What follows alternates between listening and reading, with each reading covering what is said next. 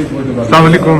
अच्छा बैरिस्टर साहब, कब तक पुरुमीद है कि अपोजिशन लीडर महमूद खान अचकज़ई का बतौर अपोजिशन लीडर तकर्रर हो जाएगा? इंशाल्लाह ताला कल हमारी मुलाकात हुई थी, हमने डॉक्यूमेंट्स भी आज जमा कर लिए, कल इंशाल्लाह वेरिफिकेशन हो जाएगा, जुमेरात को इंशाल्लाह ताला नोटिफिकेशन हो जाएगा। अच्छा, ये कहा जा रहा है कि शायद पीटीआई में कोई फॉरवर्ड ब्लॉक है जिसकी वजह से जो है वो कोई अपोजिशन लीडर कोई और भी हो सकते हैं। नहीं, देखो एक बात आपको बताऊं, पाकिस्तान तहरीक इंसाफ में कोई फॉरवर्ड ब्लॉक नहीं है। खान साहब चेयरमैन थे, है और रहेंगे, और उसकी लीडरशिप में सारे मुतफिक के, और खान साहब जब ऑर्डर करते उसको हम मन ऑन उसको इम्प्लीमेंट करते। कोई हमारी apex committee, core committee, political committee नहीं है जो उस चीज को सेकंड करे या दोबारा कोई करे। That's it, over. तो आप समझते हैं कि कौमी असेंबली में कोई और इस तरह का कोई नहीं होगा, हमारा एक ही है और एक ही के हमने जमा कर लिए, और आज जो 3 बजे तक था सिर्फ एक बंदे के नॉमिनेशन फॉर्म आ गए। और अच्छा सर, ये जमीयत ने क्या रिटर्न आपको फेवर की है? नहीं, अगर वो नहीं भी करते, लेकिन जरूरत है सच में। आज हमने स्पीकर साहब ने कल जो प्रोसीजर बताया था उसके मुताबिक आज मैंने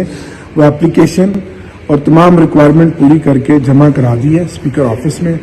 अब इसका फर्दर जो प्रोसीजर है वो स्पीकर साहब करेंगे, और एक ही नाम है अपोजिशन की तरफ से, महमूद खान अचकज़ई साहब मुतफ़क़ा तौर पर, और इंशाल्लाह वही अपोजिशन लीडर बनेंगे। अच्छा असद कैसर साहब, आप खुद भी स्पीकर रहे, कितना टाइम लगता है इस तकर्री के अमल को पूरा करने में? देखो, ये स्पीकर की वेल पे होता है, जब वो मुतमईन होता है, सेटिस्फाइड होता है, स्पीकर सब कुछ होता है, उसके पास पूरे इख्तियारात हैं।